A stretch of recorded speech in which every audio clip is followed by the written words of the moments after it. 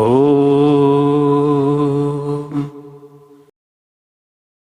శ్రీ పరమాత్మనే నమః.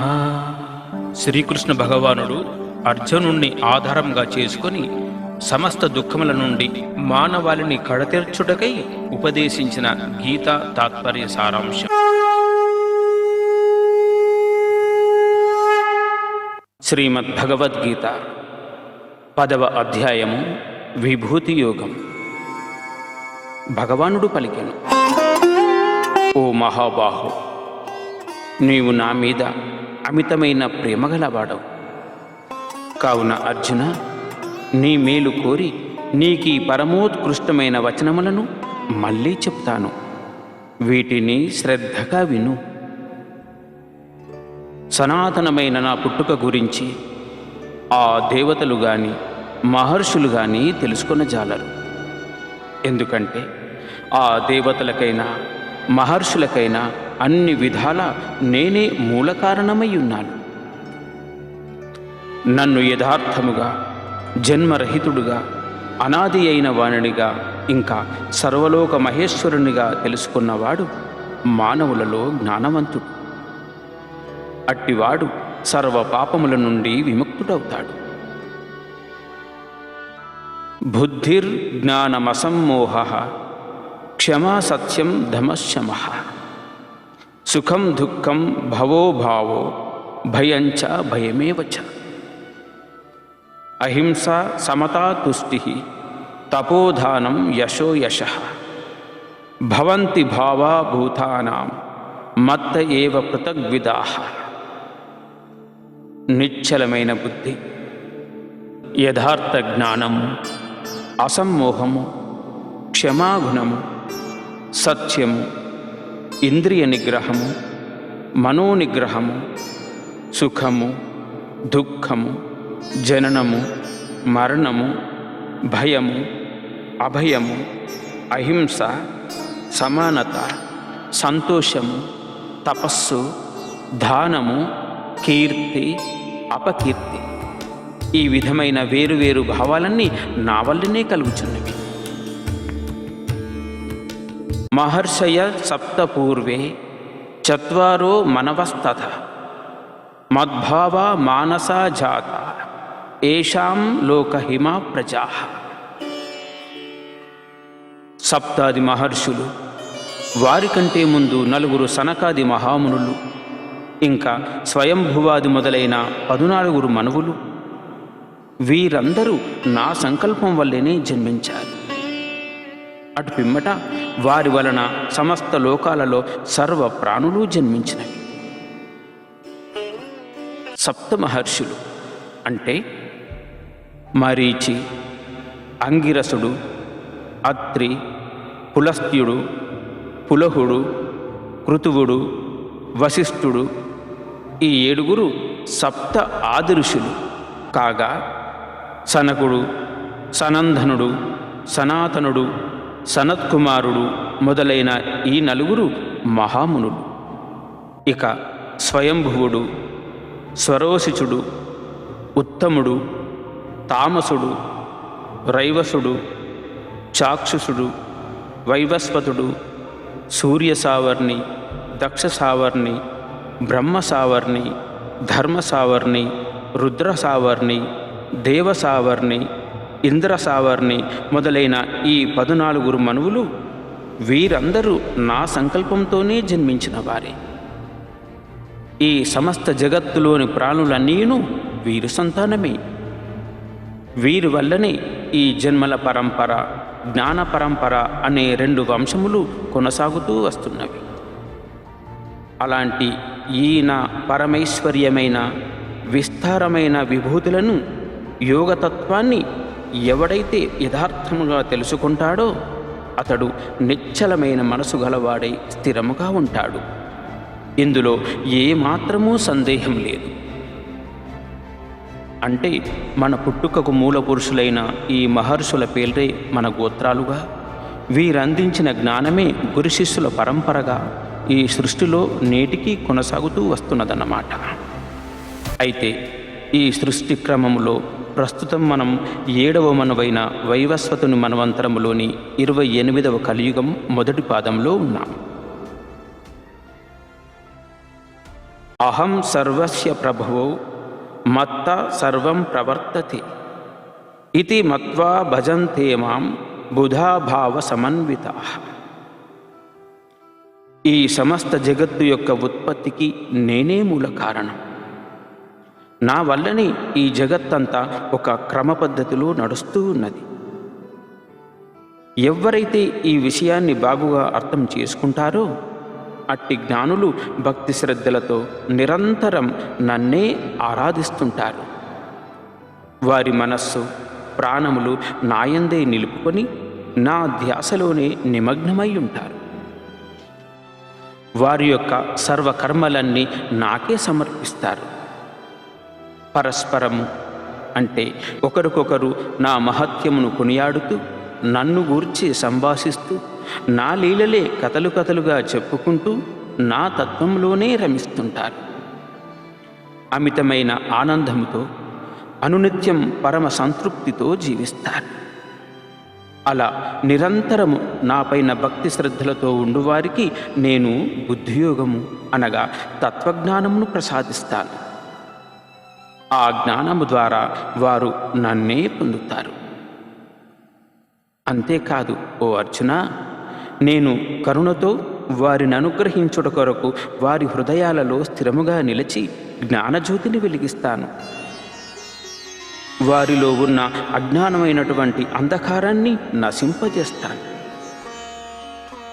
ఆ మాటలు విన్న అర్జునుడు ఆనందంతో పరవశిస్తూ పరం బ్రహ్మ పరంధామ పవిత్రం పరమం భవాన్ పురుషం శాశ్వతం దివ్యం ఆదిదేవమజం విభుం.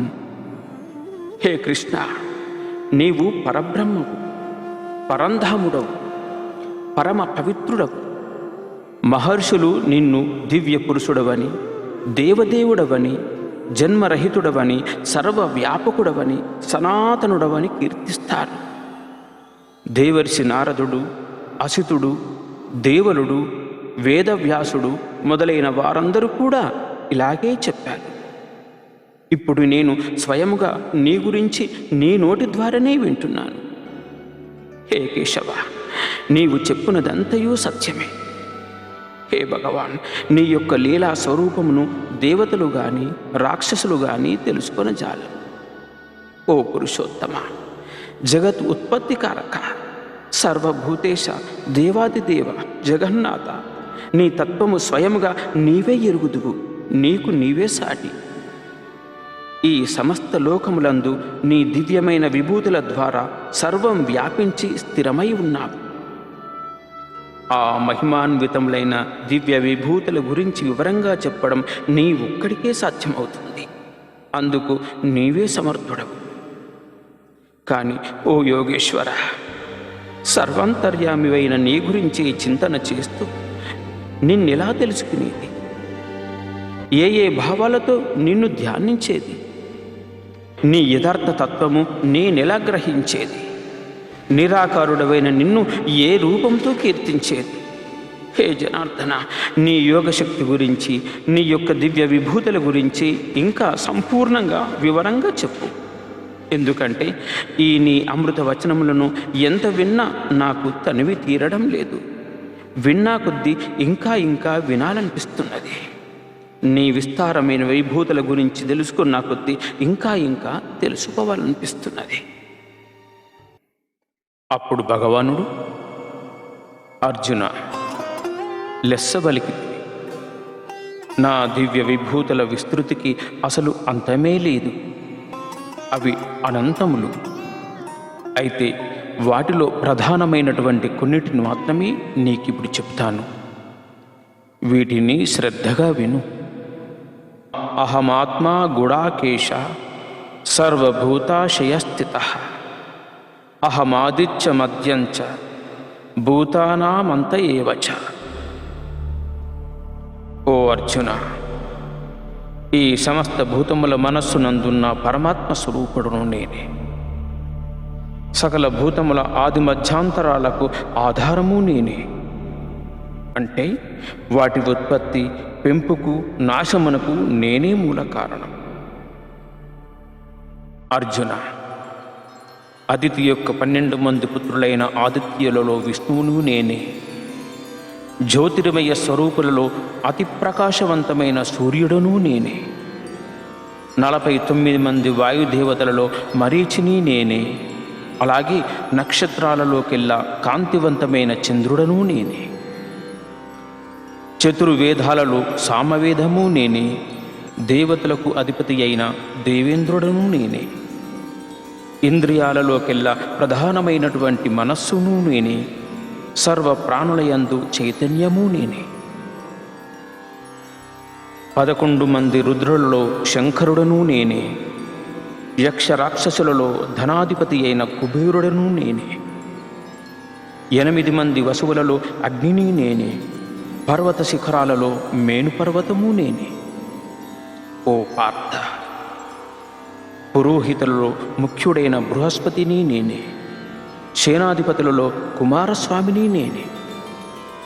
జలాశయాలలో సాగరుడను నేనే. మహర్షులలో భృగు మహర్షిని. శబ్దములలో ఏకాక్షరమైన ఓంకారమును, యజ్ఞములలో జపయజ్ఞమును, అలాగే స్థిరమయ్యున్న వాటిలో హిమాలయమును నేనే. వృక్షములలో నేను రావి చెట్టును. దేవర్షులలో నేను నారదుడును. గంధర్వులలో నేను చిత్రరథుడను. సిద్ధులలో కపిల మహర్షిని నేనే. గుర్రములలో ఉచ్చైశ్రవమును, ఏనుగులలో ఐరావతమును, మానవులలో రారాజును నేనే.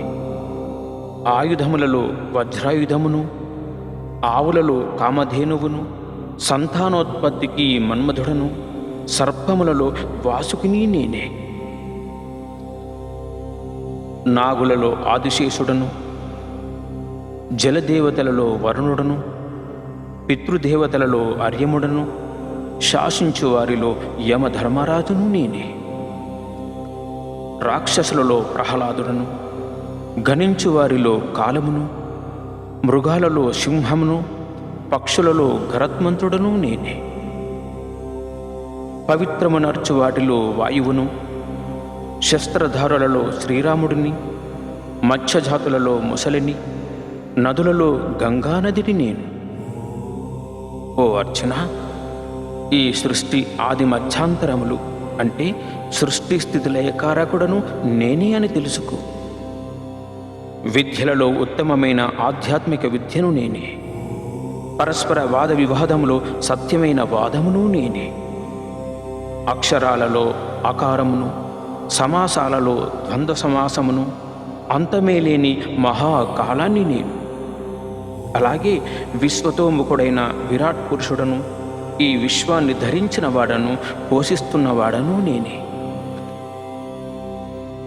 అర్జున, ఈ సమస్త జగత్తులోని ప్రాణులన్నిటినీ మృంగివేసే మృత్యువుని నేనే. అలాగే సమస్త ప్రాణుల ఉత్పత్తికి హేతువు కూడా నేనే. స్త్రీలలోని కీర్తిని, ఐశ్వర్యమును, మనోహరమైన వాక్కును, జ్ఞాపకశక్తిని, బుద్ధిని, ధైర్యమును, ఓర్పును కూడా నేనే.